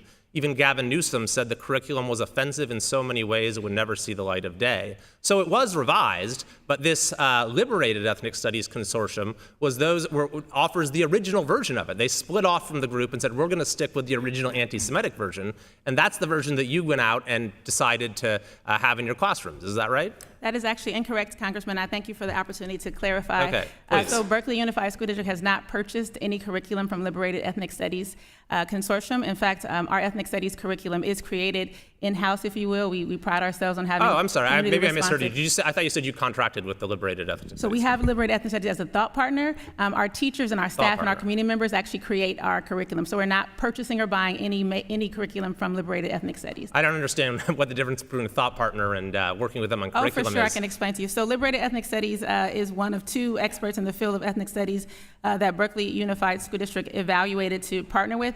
Our curriculum, our units that are being created, the ethnic studies units, are created by our educators in partnership with community members, et cetera. Thank you they are very much. a My resource time has that we expired, use. but I'll just say, Mr. Chair, that you specifically chose to work with a group whose work product was rejected by political leaders throughout California as anti-Semitic, and so I don't think it's any wonder then that you see anti-Semitism suddenly become rampant. The gentleman's time is expired. Thank you, Mr. Chair. I yield back. Thank you very much. Let's go to the great state of New York. Representative Bowman, you are recognized for 5 minutes. Thank you so much. Chancellor Banks, you didn't just roll out of bed and become chancellor, and your background is not only in school safety. You are also a classroom teacher, and you're also the founder of two highly regarded high schools, the School of Law, Government, and Justice in the Bronx, and the first all-male school in the Bronx as well, the Eagle Academy for Young Men. So I want you to speak to us briefly about the curriculum that is being implemented in New York City schools to address the issue of anti-Semitism and all hate. Please be as concise as possible, because I have at least 2 more questions to ask. Sure. Thank you so much for the question. So number one, teaching about the Holocaust, first of all, is required by New York State law. It's important to note. We also cover the Holocaust in grades 8, 10, and 11 in our social studies curriculum, as well as in a range of our ELA classes, including literature like the Diary of Anne Frank, Night, and many other literary pieces. We're also now working on a Holocaust resource guide, which is going to be available this fall in collaboration with the Museum of Jewish Heritage. But the thing that I think we're really super excited about is we are developing a very robust, comprehensive curriculum, new curriculum. It's going to be about a year before it's ready to go, that is going to cover the entire range of Jewish history. Children need to understand deeply about the history of the Jewish people if we ultimately want to solve for this issue of anti-Semitism. So I appreciate that, because that was going to be my suggestion, because Jewish history didn't start with the Holocaust. There's beyond an the entire Holocaust, that's history of persecution that our kids need to learn about. There's also a part of history where the Jewish people and Muslims and Christians live together in harmony in the Middle East and different parts of the world, and I want to suggest you teach that as part of the curriculum as well. Mr. Sykes, can you talk about the distinction between anti-Semitic speech and speech that expresses solidarity with Palestinians or criticisms of Israel? Why is it dangerous to conflate the two? Thank you. The ACLU has spoken out against the Anti-Semitism Awareness Act, not because we have any problem with anti-Semitism awareness, obviously, but because it incorporated a definition of anti-Semitism that includes criticism of Israel. And just as it is totally legitimate to criticize the U.S. government or U.S. government officials without necessarily casting aspersions on any particular individual, the government of Israel is certainly subject to criticism just like all others. Where that goes into ethnic-based hatred or targeting of particular individuals, obviously schools and communities can and should respond. But the right to dissent against our government and against others is core to free speech. Thank you so much. And I just have a closing comment to make. Thank you all for being here, and thank you for your testimony, and thank you for your clarity around when you identify anti-Semitism, you respond swiftly and decisively because it needs to be condemned and it needs to be handled accordingly. So I appreciate you all for being here and sharing that with us. What I'm going to ask of you, because I've been very disturbed by some of the language that has come from the other side of the aisle, language around teaching hate. Our teachers in our schools are not teaching hate, the majority of them. When I say majority, I mean 99.9%. I'm a former educator in New York City schools. I have never seen that. Teachers make mistakes, and teachers need to be educated and disciplined when necessary when they do make those mistakes. Yes or no question, just going down the line, starting with Mr. Banks. Yes. Can we fight against anti-Semitism and other forms of hate simultaneously? Yes or no? Not only can we must. Okay. Yes. Yes. Of course. Yes. So it's really important because there's also been reports in the rise in Islamophobia in New York City schools and across the country. Do you all agree with that? Yes or no? Yes. Yes. Yes. Yes. Yes. Does sexism still exist in our society? Absolutely. Yes. Of course. Yes. Does anti-black racism still exist in our society? Absolutely. Yes.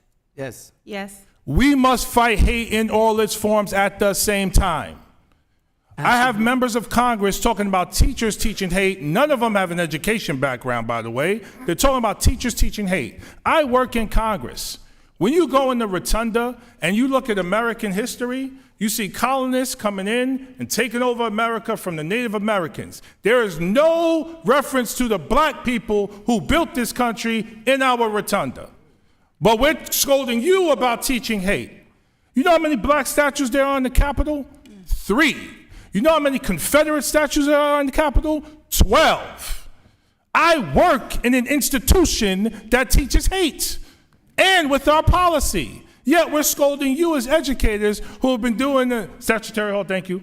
Yet we're scolding you as educators who have been doing an exemplary job fighting against hate in our schools. So thank you for your work. Please continue to educate us. Let's stay in the state of New York, where Mr. Representative Williams, you're recognized for 5 minutes. Thank you, Mr. Chairman, and thank you for holding this critically important and timely hearing. I believe it's the moral issue of our time.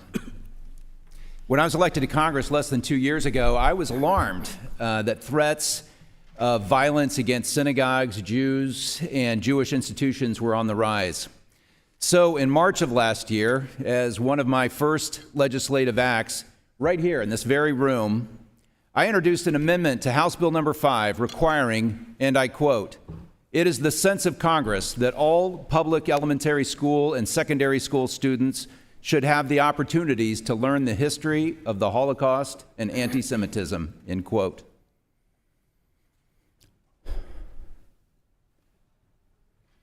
All that is needed for evil to prevail is for good people to do nothing. And 7 months before the horrific events on October 7th, this committee had the opportunity to speak up and take steps to prevent the growth and spread of anti-Semitism by educating our children.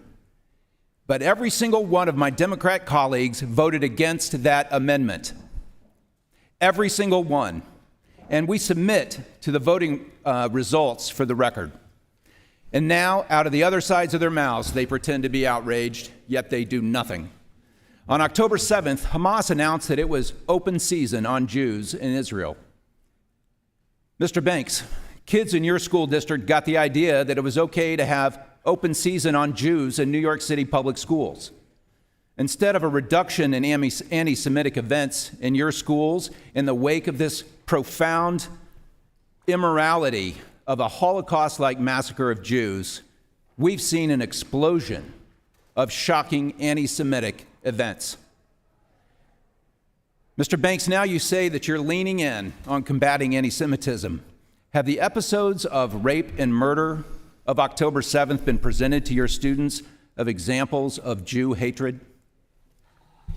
Absolutely. The heinous events on October 7th, anti-Semitic, and they have been taught now in our schools and are continuing to be taught across many of our schools. Is the former principal at Hillcrest still drawing a salary from New York City Public Schools today? Yes, he is. I'm sorry, can you say that again? I said, yes, he is. You are still paying He is no longer the former principal of the school. How can Jewish students feel safe at New York City Public Schools when you can't even manage to terminate the principal of Open Season on Jews High School, or even endorse suspension of student harassments? How can Jewish students go to school knowing that he is still on your payroll, sir? I know whose payroll it is, sir. And it's not Open Season on Jews School. It's called Hillcrest High School. That's the name of the school. And at that school, we considered his leadership not strong enough to be the leader in that school. Wow, but he can still strong enough to participate in your school district? He's still strong enough to be on your payroll? As the leader of that school. Is he still strong enough a leader to be on your payroll, sir? Every one of the employees Is that what you're saying? You're endorsing him to continue on your payroll because he has the moral authority to lead students within our system. Is that what you're saying, That's Mr. Banks? what I said is what I just said. That's what you're saying. You're saying that he still has the moral authority. I did not say that. That's what you said. That is what I'm asking you. You're justifying his continued employment. That's how you interpret it. And I'm trying to it. challenge, how can that be? Every employee who works in our schools has due process rights, sir. Due process. We do not have the authority to just because I disagree to just terminate someone. That's not the way that it works in our school system. There are egregious crimes that have been committed under your watch. I want to give you the opportunity, we have 1 minute remaining, to speak directly to the parents of Jewish students in New York City. Think of this, as Jewish parents walk their children to school tomorrow morning, what can we say? What should they say to their children to allay their children's fears? How should they reassure their children that this anti-Semitic nightmare in your school, sir, has come to an end? Please. I speak to Jewish parents on a regular... Please, speak to them now. I'm speaking to them now. Cameras are rolling right here. Speak to them now. I speak to Jewish teachers and parents and families every single day. And what do you say? And what I say to them is that we do everything we can to ensure that your child, or that you, even as a teacher, are going to be safe in our schools. We don't always get it right. Part of the reason that happened at Hillcrest High School was what I considered a lack of proper supervision in that school. That's why the principal was removed from the school. So the teachers in that school are not unsafe. We removed the leader of the My school. time has expired. I doubt very much that they're comforted that this nightmare is over under your leadership. I'm sorry you feel that way. Let's go to the great state of Connecticut, where Representative Hayes is recognized for 5 minutes. Thank you, and thank you to our witnesses for being here today to testify. I would just like to say that I agree with my colleague that those who have committed egregious crimes should not have the moral authority to lead a school or a nation. Also, as an educator, I don't know what people think it is that teachers do. I don't know what people think it is that teachers inside of a classroom or people who choose this as a profession do. I acknowledge and recognize that there's been an unprecedented rise in anti-Semitism in our K-12 schools. And we have had multiple hearings on this committee and the full in this full committee on anti-Semitism. But as an educator, I remind you that we have to teach children that all forms of hate are unacceptable. I listen to my colleague go down the list of all of the things we deal with, that teachers deal with in schools, and I can remember, I mean, the only parallel I have is I'm not in the classroom right now, but I remember after September 11th, going to my department head and saying, we need some professional development on the Muslim experience. I need to be able to support our students and make sure that other students understand their perspective. We had parents come in describing, this is what this holiday means. We had students come in saying, this is why I wear a hijab. Really doing a deep dive and helping students to understand the background and perspective of their peers. We're doing a disservice to students if we are not teaching them about the backgrounds and perspectives of all people. And teachers have the impossible job of bringing students together from different races, religions, ethnicities, socioeconomic backgrounds into one classroom and creating a space where all students feel safe. I really hope that on this committee that we spend some time really looking at these intersections between what is happening in our classroom so that kids, it's a lot harder to hate someone that you know. It's a lot harder to diminish or devalue someone's experience when you know what it means or why a person practices a certain religion or whatever. According to research conducted by the ADL Center on Anti-Semitism Research, there's a direct relationship between deficiencies in Holocaust education and heightened prejudicial anti-Semitic beliefs. Ms. Silvestri, in your testimony, you mentioned that your district is taking affirmative steps to address anti-Semitism and other forms of hate by enhancing the curriculum for K-12 students to expand on topics related to the Jewish experience. Can you tell us a little bit about what your district has done to enhance the curriculum, and additionally, why you believe the teaching of this education is important? And before you answer, I just want to add one thing about the comment about members of this committee not voting for, Congress doesn't set curriculum. You do. So can you let us know what you've done to make sure that students understand the Jewish experience? Yes. Curriculum, teaching and learning is the bread and butter of what we know how to do well. We have been looking to have our social studies curriculum better reflect our student population. And we have enhanced our Jewish experience education, going younger, going into the elementary grades, training teachers so that they could implement Holocaust education in 6th grade. Training, as I mentioned in my statement, for the first time we're having hate bias training starting this summer for all staff, 25,000 employees in our school system. Do you think it would be important for students to understand why a statement like "from the river to the sea, Palestine will be free" could be harmful to some of their peers, or why displaying a map in a classroom that does not have the state of Israel could be hurtful and anti-Semitic to their friends, because that's what kids are, they're friends around them? Absolutely, Congresswoman. That is our role, is to educate them on the history so that they can understand why our Jewish students might find that phrase is anti-Semitic. Thank you.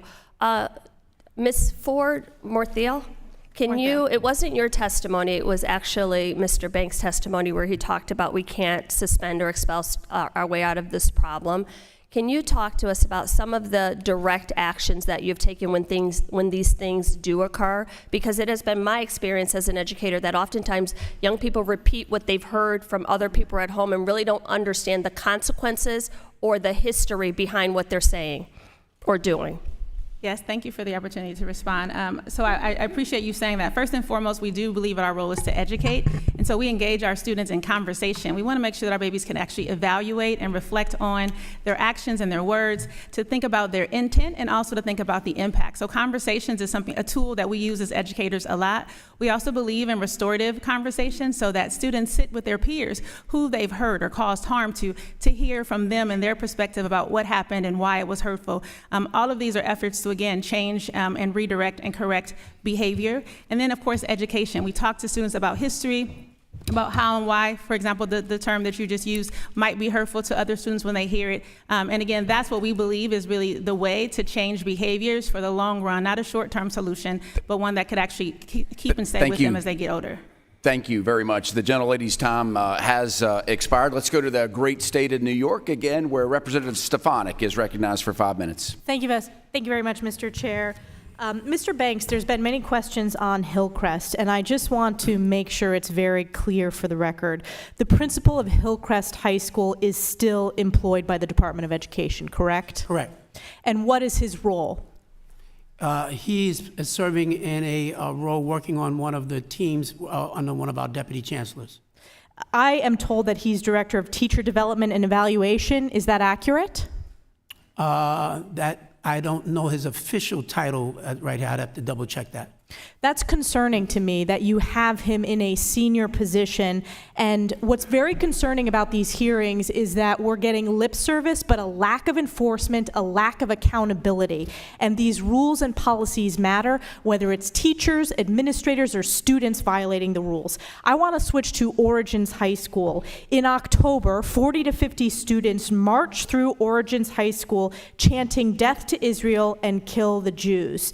In addition, an independent investigation found that a teacher who teaches global history was told by a student, quote, "I wish you were killed." Another student called her, quote, "a dirty Jew," and the student said he wished Hitler could have hit more Jews, including her. What disciplinary actions have been taken against those students who chanted "Death to Israel" at Origins High School and against the student who harassed with anti-Semitic slurs that teacher? Two things. First of all, when we've done our investigation, we have found no evidence that there was any movement through the hall saying "death to the Jews." We looked at, and I treat that very, very seriously. That was reported in the papers. We have found no evidence that that actually happened. What we have found are a wide range, deeply troubling anti-Semitic things that have happened at Origins High School. This is the one case that has troubled me the most, Congresswoman. I will tell you that. So what are the And enforcement actions? I'm trying to tell you. We have in fact suspended a number of students at that school, but currently this case now is under litigation, and I'm being advised not to speak to the specific things that have happened there, but just know that I visited that school after these allegations have come up. I met with parents, family, staff, students. I'm deeply troubled by what has happened there, and we're going to get to the bottom of it. I can't say more because it is now under litigation. You understand our concern, though, as policymakers, when we have witnesses testify, whether it's Columbia University, Penn, Harvard, or New York City Chancellor, when there is a lack of enforcement and accountability, that there is a set of rules, but that individuals who violate those rules are not held accountable. We've held a lot of people accountable. That was part. You weren't here when I gave my opening statement. But you didn't. You said you fired the principal, and it turns out the former principal. I never said I fired the principal. You did. A member. You can check the testimony. Ms. McLean asked, you fired her. You said yes. Fired the principal of who? Hillcrest. I never said I fired the principal of Hill. You check the record. I never said that. I will check the record. I said that we removed the Mr. Banks, principal. Mr. Banks, Never said I fired the principal. She said, has he been fired? You said yes, and then we moved on. I did not say that. You did? Well, you said he was I would removed. beg to differ on that. We now know, though, that he is still employed by the Department of Education. He's no longer at the school. He's been But he is removed from employed his by the position Department of as the Education. principal of the school. And now That's he is not the same thing as employed terminated. at the Department of Education. You testified to that. Yes. And you also said, I believe, we've been told he's Director of Teacher Development and Evaluation, and you're not sure if that's the case. Our expectation is we'll get an answer by the end of today, whether that's the case or not. Absolutely. My next question is, there have been multiple teacher-led anti-Israel walkouts during school time. What are the consequences for those teacher walkouts, and do those violate policy of DOE? I'm not sure what teacher walkouts. We've had a number of walkouts of students out of school, including several of our high schools, which are also very troubling for me. So what disciplinary action is taken in that case? Right. The challenge that we have in that case is we do not have any rules within our code of conduct that would prevent a child from actually walking out of the school. When they walk out of the school, they are marked absent. They're essentially cutting from school. There are consequences for cutting school. And it's your testimony parents, today that there's no teacher involvement in those walkouts? Because independent media reports say that there is teacher involvement in those walkouts. I don't have any evidence of that. We have evidence of one where the principal assigned a teacher to go with a student to a protest, completely inappropriate. That principal was disciplined, the teacher was disciplined in that particular case. What was the form of the discipline? I'm not at liberty to tell you the very specific. They were not fired, but we have a wide range of discipline that takes place in those cases, and we did take action. And my last question is, you had a teacher at Gotham Tech High School in Queens, and you've spoken out publicly against this. He posted images of a Hamas paraglider to his social media, repeatedly refers to so-called Israel. Again, this is highlighting a Hamas paraglider who slaughtered Jews. We all have seen the horrific footage, who cooked babies. These are terrorists. Horrible. What disciplinary action has taken against this teacher? Again, action was taken. First of all, I want to just say, I think what that employee did, absolutely disgusting. Absolutely But what disgusting. action? And we took action. What was the action? I cannot give you the specifics on the action that was taken. Yes, you can. You're in The front of gentlelady's Congress. Tom What is has- the action? I cannot give you this on the specific employee, on this specific employee. You we can did- give us an gentlelady's answer. time You're has choosing expired. not But we to. did That's not. unacceptable. Time has expired. Let's go to the great Commonwealth of Virginia. Representative Scott, you were very good. Let's go to the great state of North Carolina. Representative Manning, you are recognized. Thank you, Mr. Chair. I'd like to set the record straight. Mr. Williams' amendment that he mentioned followed the failure of every Republican on this committee to vote for my amendment to prohibit the banning of books on the Holocaust, which I offered because schools in many states are banning books like the Diary of Anne Frank, which is an incredible tool for teaching students about the perils of discrimination. So, Mr. Banks, I was pleased to hear that your schools are still teaching the Diary of Anne Frank. And Ms. Silvestri, I'm pleased to hear your description of the training your teachers are getting to infuse your K-12 schools with teaching about what anti-Semitism is and why it is so dangerous, not just to Jews, but to our whole society. Ms. Ford-Morthell, can you talk about the resources you use to train your teachers about anti-Semitism? Yes, so we have a number of resources that we use in Berkeley. One, first and foremost, just to unite us against hate. In November, we celebrate Unite Against Hate Month and Week, and have a number of resources that equipped our educators with facilitating conversations with our students about what hate is, what it looks like, and just the impact of hate, and the fact that as Berkeley Unified, we stand firmly against hate. We also have a number of curriculums, our social emotional learning curriculums for our students that talk about harassment and bullying, how to be an ally, and just how to be in community. Our upper grades, particularly our 10th grade educators do have curriculum on the Holocaust, but to the point of a previous congressman, that is not the beginning or the end of the story of Jewish peoples. And so we also integrate curriculum throughout our grade levels with texts and readings about the richness of the Jewish heritage and Jewish culture in our schools. And then generally just want to make sure that our teachers' pedagogy, their approach to teaching, is really about centering diverse ideas and needs of the students and bringing those ideas to the center so that they can engage in those critical conversations and come to truths and understanding on their own. Thank you. Let me suggest the U.S. Holocaust Memorial Museum has many readily available resources to teach about the Holocaust and the history of anti-Semitism. They are formulated specifically for K-12 classrooms. They are available online. They have courses your teachers can attend during the summer. It is a wonderful resource, and I highly recommend using the U.S. Holocaust Memorial Museum. In fact, I have introduced a bipartisan bill, the Countering Anti-Semitism Act, which includes in it opportunities and, frankly, obligations for schools across the country to work with the U.S. Holocaust Museum, teaching anti-Semitism, teaching what hate does to all of us. And I hope that all of my colleagues on this committee will co-sponsor my Countering Anti-Semitism Act. It is a bipartisan bill, and it's important that my colleagues on this committee do more than just talk before the cameras about anti-Semitism, but actually sign on to a bill like the Countering Anti-Semitism Act so that we can actually do something and build the structures to combat that. Now, an important pillar of the U.S. national strategy to combat anti-Semitism, which was issued for the first time ever by President Biden, an important issue of that is media literacy.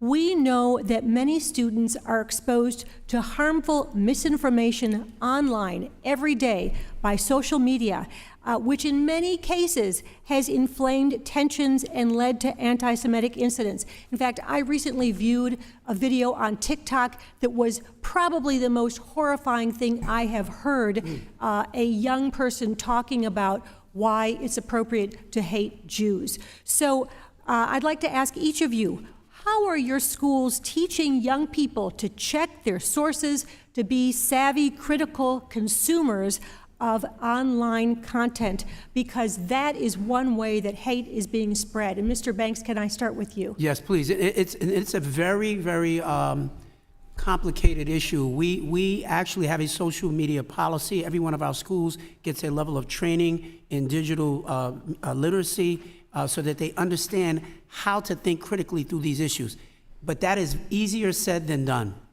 What we are seeing in our schools, and in fact, many of these cases of anti-Semitism are a result of young people not fully developing their ability to process what they're seeing on social media and then emotionally responding to that in a way, particularly students of Muslim and Arabic background who are seeing horrific acts happening themselves and are responding to that. So it is a difficult, ongoing process.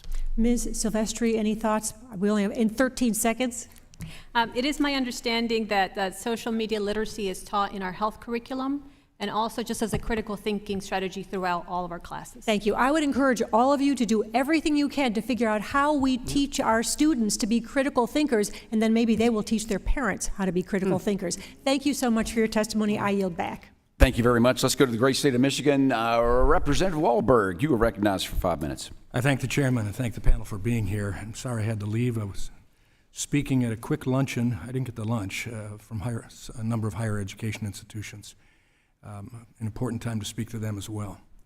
I wasn't here for the question I believe that my colleague, Representative Stefanik, asked about the principal at Hillcrest.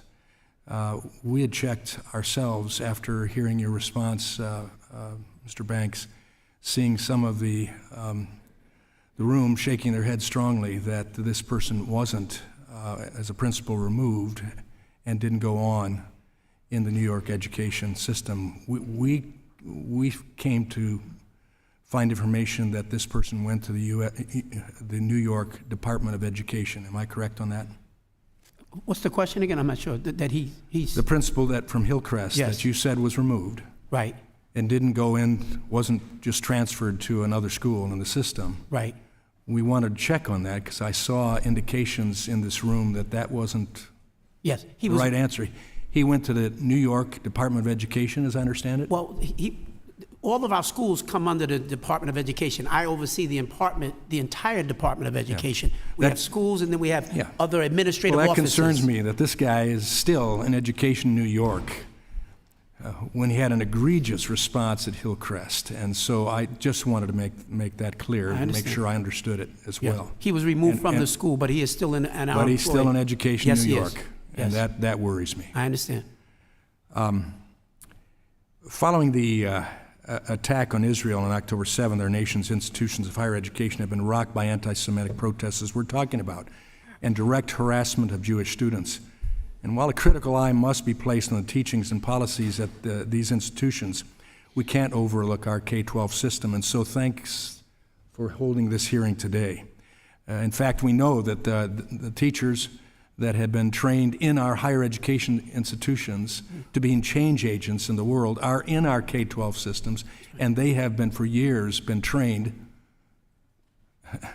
to be anti-Semitic themselves. Critical theories that they've been trained in, oppressor and oppression, and important as well, anti-American. So it's a challenge that we have to look in our K-12 system. It's during this developmental phase that students start to grasp the difference between right and wrong and critically begin to realize that other people have their own feelings that might not match theirs.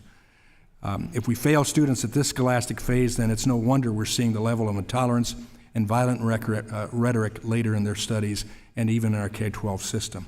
I recently met with educators who have used the Morse Life Holocaust learning experience to help educate their students about the realities of the Holocaust and anti-Semitism history, and I encourage our institutions to look into that training. I'd like to pose for our educators in the room just this one question and answer as briefly as possible. What have you done specifically to teach critical thinking in classrooms and promote reason and the underpinnings of moral and civil behaviors that mitigate hate? And I guess I'll start, because I have a W for name, I'll start at the end of the table first. Ms. Ford-Morthau. Thank you, Congressman. So this is something that we integrate in our instruction starting from the youngest of grades. First of all, we engage our students in open-ended questions and prompts that allow them to bring their ideas to the table. And then we share information with them as well, but we are not a direct teach type of organization. And so that is one way that we facilitate and actually build our students' muscle to be critical thinkers and critically engaged. We have norms in our classroom. For example, we talk to our students about being present, being respectful, being brave, being open and being aware to different perspectives, being flexible and being sensitive. So it's a muscle that they build throughout the grades in Berkeley Unified School District. And of course, we teach them to be critical consumers and evaluate and analyze the information that's coming to them through a number of perspectives so that ultimately, again, they can make decisions on their own. We'll hope we'll see the impact of that in an exemplary way. So, Ms. Silvestre. Yeah, similarly, I'm not a teacher or principal or superintendent myself. As a school board member, it's my understanding that we follow the Maryland State curriculum, the Maryland State standards. We have a comprehensive curriculum that integrates critical thinking throughout, offering multiple perspectives so that students can see history and facts through different perspectives. That's my understanding, sir. Mr. Banks. First of all, critical thinking starts with learning how to read. And we have leaned into a very significant way with our NYC Reads and making sure that all kids are on grade level. Beyond that, we have a wide range of things from Socratic method to project-based learning, all of that. And finally, I would also like to say, sir, that I would be careful to casting aspersions on an entire system. We have some teachers who have had some of these challenges, but we've had members of Congress who've made anti-Semitic statements, and I certainly would not cast aspersions on this entire institution. Similarly, I would stand in defense of New York City educators as well. We have some, and when we see they rears its head, we deal with it. Well, I would stand with you on that, but I also think that the gentleman's time has expired. Well. The gentleman's time has expired, and now we go to the great Commonwealth of Virginia. Representative Scott, you're recognized for 5 minutes. Thank you, Mr. Chairman. Mr. Chairman, earlier in the hearing, a gentleman from New York raised questions about the this side of the aisle in terms of our commitment to fight anti-Semitism. I just remind him, after, well, it was pointed out, the context of his, because we voted against his amendment, the context of that amendment was pointed out, but also after the UVA alt-right rally, we asked for hearings on anti-Semitism and couldn't get it, and we've also been unable to get any hearings on other forms of hate. And I'd ask Chancellor Banks, do you deal with other forms of hate other than anti-Semitism, like homophobia, racism? Do transgender students have a right to be safe in school? Can you talk about other forms of hate? Yeah, and hate rears its head every single day.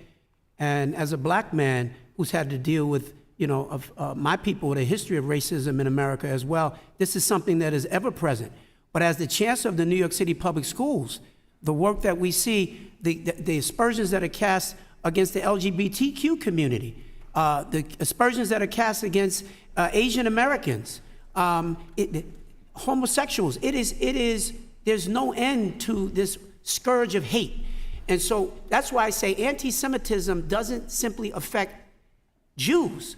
Anti-Semitism affects all of us, particularly all people of goodwill.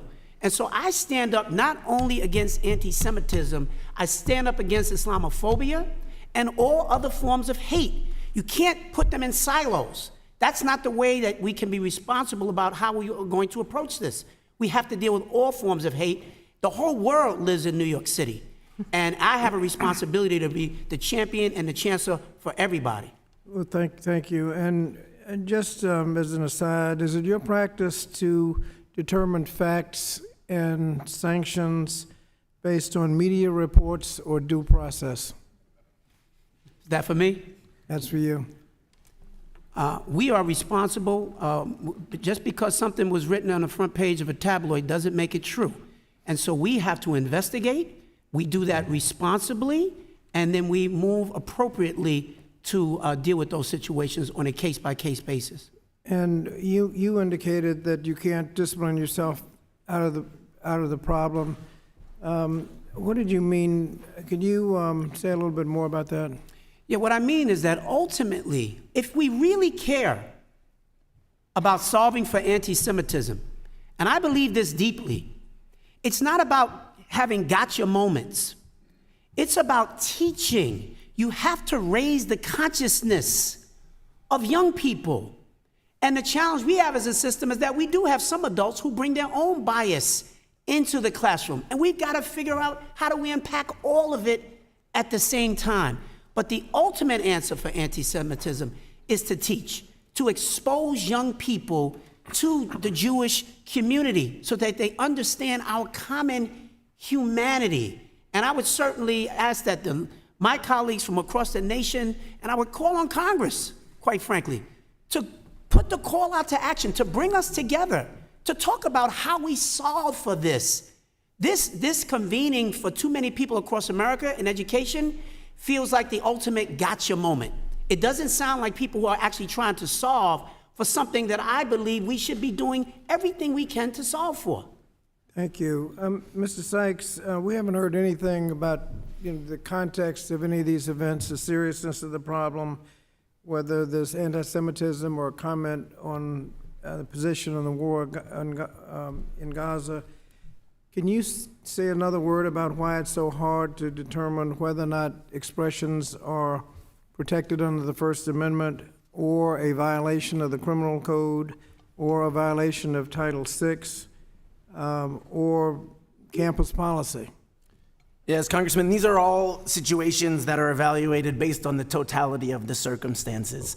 There are words that we might agree here that we all agree are offensive, but we also can understand that certain words depend on how they're used, when they're used, to whom they're used, how often they are used, and all of those are relevant to determining whether speech is protected or creating a hostile educational environment.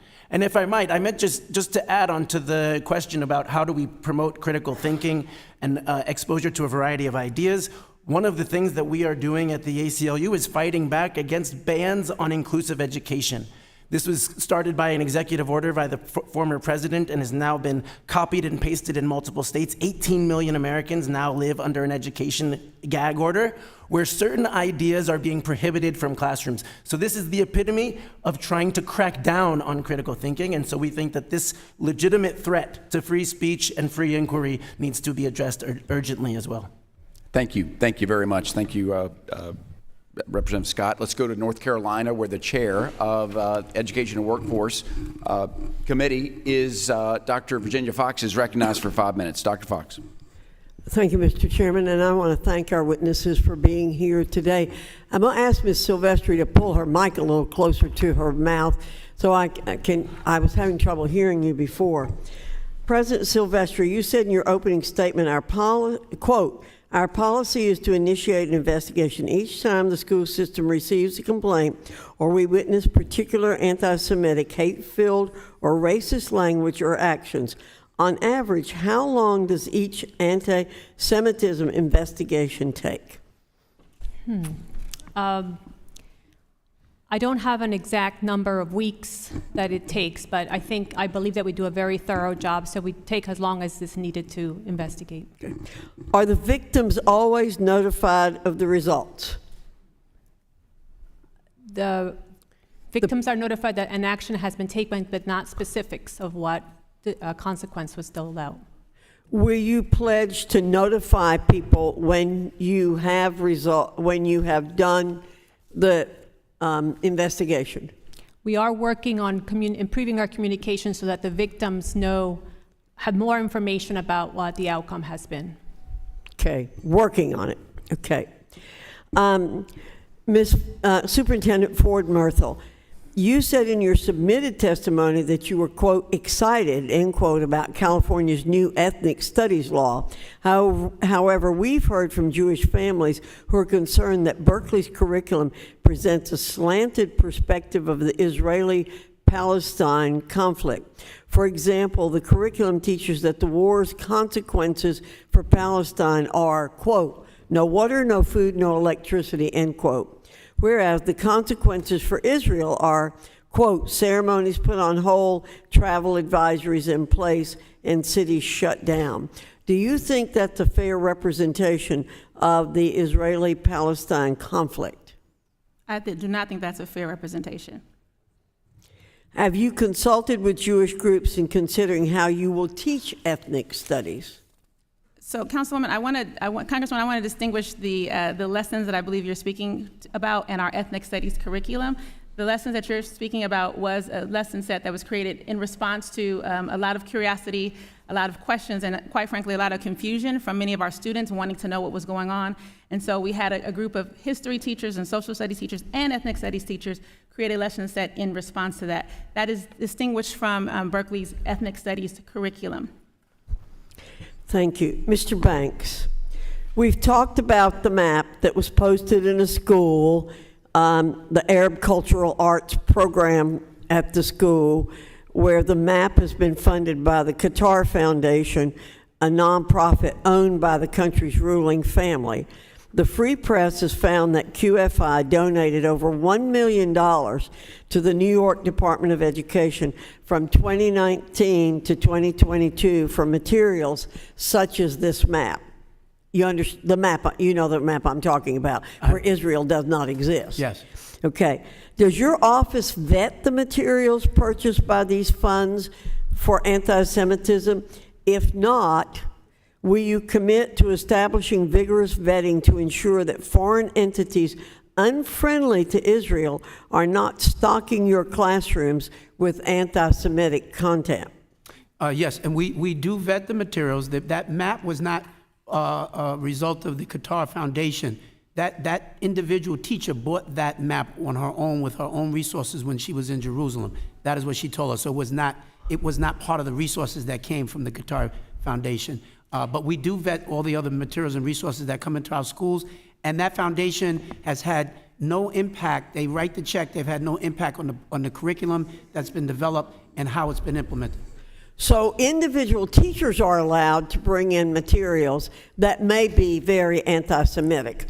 Are you going to vet those materials? Absolutely. And as we hear about those cases, in New York City, we have 77,000 teachers. And so, this is not Mayberry, it's New York City. It is a very large system, and it's difficult for me as the chancellor to say, any individual map that's up on a wall in any particular classroom, I'm already aware of it.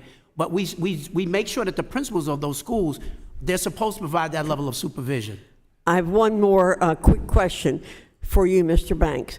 Do other countries donate significant sums to New York City public schools? I do not have, I would have to get back to you on that. I do not have any evidence in front of me now that we have any other foreign governments which are supporting other programs in our schools. But I don't want to misrepresent here. We can certainly get you the answer for that by the end of the day. Well, we'd be happy if you would follow up with an answer on that. Absolutely. Thank you, Mr. Chairman. I yield back. Thank you. And Mr. Banks, we would all like to see that answer. Yes.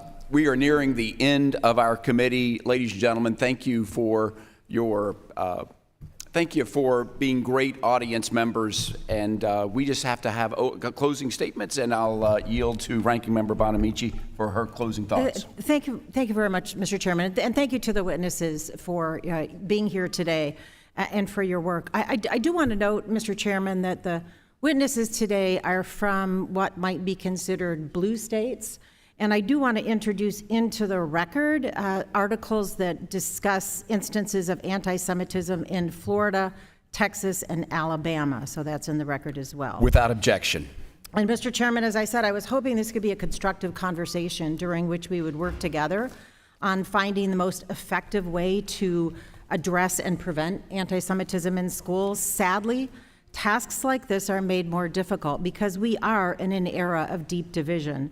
A time when too often dialogue about tough issues is confrontational, if it happens at all, and a time when, it pains me to say this, but it's relevant, the top Republican running for president of the United States has engaged not only in anti-Semitic tropes, but also in divisive, degrading, and disparaging language, including mocking a reporter with a disability, calling American troops cowards if they were captured, ignoring the rule of law, threatening to have people shot by police for a shoplifting or a minor crime, bragging about groping stars, and making so many countless and demeaning comments about women that it's impossible to count them. I could go on, but my point is, sadly, there has been a tone set at the top that seems to tolerate disrespect for others, a tone that hurts not just us as a legislative body, but as a nation. So I'll say it again, it is my hope that this committee will set aside differences and work on in good faith on how we can best address and prevent anti-Semitism in our schools, in our country, as well as other hate speech. Thank you, Mr. Chairman. I look forward to continuing the conversation, and I yield back. Ranking Member Bonamici, thank you so much. I would say it's been an excellent meeting. I would say when I met each of you, just for that brief moment before we start, I regret, Mr. Sykes, you were running in and we're all just racing in Congress. Said we were, our mission was to have an open and honest conversation. I think we delivered that. And if we're going to solve the problems that we've identified today, it starts with recognizing that it's happening and that we need to do more. I think we're reminded of the most precious asset that's under each of your purview, and that's the next generation, these young kids. Some have described them as with minds full of mush that you help form into shapes and critical thinking. And we know that any seeds of hatred or anti-Semitism that's planted there without weeding it and without shaping it can grow. And we can look at the video screens of what it can become if not left unchecked. Mr. Sykes, I'm very aware of your presence here today with the ACLU is a reminder that we are a country built on free speech. But free speech doesn't include death to Jews or some of the other vile slogans that we've heard. I'm aware of that, but it's so hard to be a kid in today's society. There's pressures. I'm a kid of the 70s and 80s, and it's hard to imagine growing up now with social media and the other pressures of being a kid today. We shouldn't have to worry. They shouldn't have to worry about getting beat up or whatever just for their religion. And so we're better than this. So Mr. Banks, when we met in the hallway, you said, we've got work to do.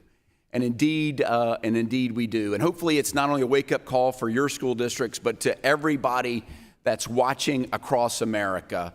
It's 2024. 2024. There's no place for this at all in America. America's the last great hope where we can all hopefully get along, and we're not proving it very well. So I think the lesson, too, is no matter how small, and Ms. Ford Morthell, you said something, too, no matter how small the incident, it needs to be investigated, and people need to be held to standards. There needs to be consequences for crossing that line. We're holding all of you because you hold our most precious asset, our kids.